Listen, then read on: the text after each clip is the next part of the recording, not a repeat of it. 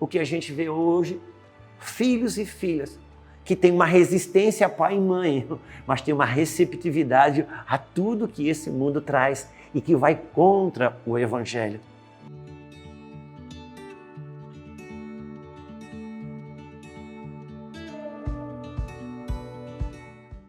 Olá, Deus abençoe sua vida, o seu coração. Estamos mais uma semana aqui para o tempo do nosso Impartindo o Coração. Eu peço desde já, se você não é inscrito no nosso canal, que você faça isso agora, só clicando aqui embaixo. E se você puder também nos ajudar a propagar essa mensagem, vem aqui, dê um joinha, um ok. Qualquer tipo de interação faz com que a palavra do nosso ensino ela possa se estender para a maioria dos lares possíveis. Então, nos ajude nessa divulgação. Vou dar 3 segundinhos para você poder fazer isso, certo? Obrigado pela sua contribuição, pela sua participação. Uma coisa que estávamos conversando aqui com nossa equipe aqui, o John, meu genro Eduardo, que está aqui, como criar um filho baseado no Salmo do número 1, que começa dizendo: bem-aventurado o homem que não anda no conselho do ímpio. Não andar no conselho do ímpio, obviamente, não está falando de você vir um ímpio e te dar um conselho, não. É de não andar nos argumentos, no ensino, na maneira de pensar desse mundo. O Evangelho, ele é em si mesmo uma resistência para esse mundo. E essa resistência, ela precisa ser colocada dentro dos nossos filhos. Por quê?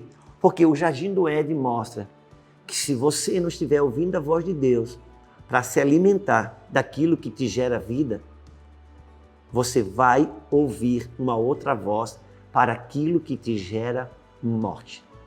Uma coisa que eu percebo nos nossos dias, sobretudo na vida dos adolescentes, é uma coisa que me chama muita atenção. Na vida dos pré-adolescentes e na vida dos adolescentes. Esse vídeo está passando agora no início de 2022. Então, uma coisa que eu percebo na vida de pré-adolescente e de adolescente. É difícil você ver um pré-adolescente, um adolescente sem máscara na rua, sem máscara na praça, em qualquer lugar. Às vezes está aquele pré-adolescente sozinho na estrada, de bicicleta. Ele está ali com a sua máscara. Eu, perto da minha casa, tem uma pracinha, eu vejo a garotada se reúne ali, todos de máscara. Eu acho interessante, porque é uma obediência tão firme a uma voz que diz: use a máscara. É uma subserviência tão pronta, é uma sujeição tão pronta, é um atendimento a essa voz tão pronta. Se isso fosse fruto de um espírito sujeito, se isso fosse fruto de um filho bem educado, se isso fosse fruto de um espírito obediente, excelente, mas não é o caso. Por quê? Esse mesmo pré-adolescente, esse mesmo adolescente continua rebelde aos pais. Continua rebelde, se o pai manda, a mãe manda arrumar a cama, não arruma, se a mãe manda estudar para a tarefa, não estuda, enfim, todas as rebeldias concernentes a pai e mãe continuam. Mas uma subserviência para colocar a máscara está de prontidão. O que significa isso? Significa que eles não estão ouvindo uma voz que vem do pai e que vem da mãe. Significa que eles estão ouvindo e se submetendo a uma voz que vem de fora. Está errado usar a máscara? Não, muito pelo contrário. É o que a cartilha pede agora e a gente precisa obedecer. Mas é muito ruim. Por quê? Porque uma voz de fora mostra que o filho pode obedecer e a voz do pai e da mãe de dentro não permite que o filho obedeça. Eu lembro que eu sempre trabalhei isso na vida das nossas filhas, sempre trabalhei que elas fossem resistentes a esse mundo. Não precisa levantar a voz, não precisa brigar, mas não vive uma subserviência, não vive uma mente cauterizada. Não é esse mundo que decide a roupa, não é esse mundo que decide a forma que elas vão ser como filhas, não é esse mundo que decide a forma que elas vão ser como alunos. Não é esse mundo. Não é a Babilônia que vai decidir, através de um teste de aptidão, que tipo de... se o seu filho vai seguir esse ou aquele rumo. Não.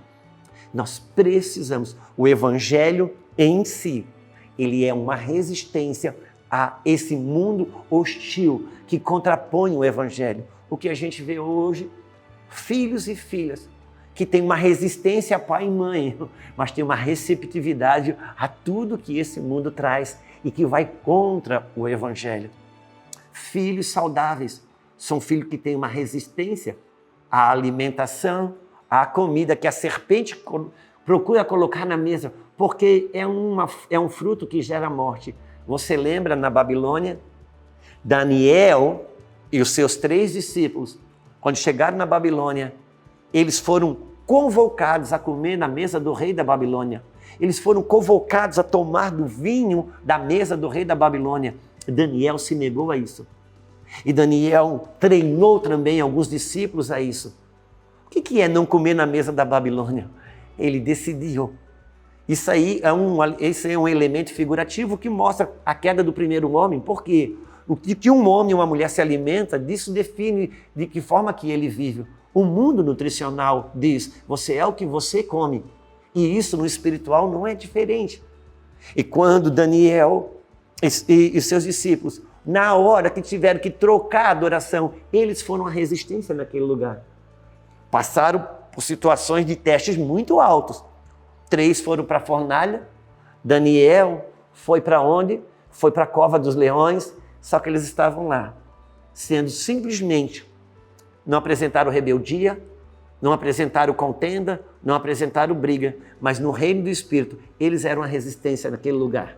E o que aconteceu? Da fornalha foram livrados, da cova dos leões foram livrados, e a partir daquele dia, mudou o reino espiritual. O próprio rei Nabucodonosor começou a reconhecer o único Deus, o Deus de Israel, como Deus vivo e verdadeiro a ser adorado naquele lugar.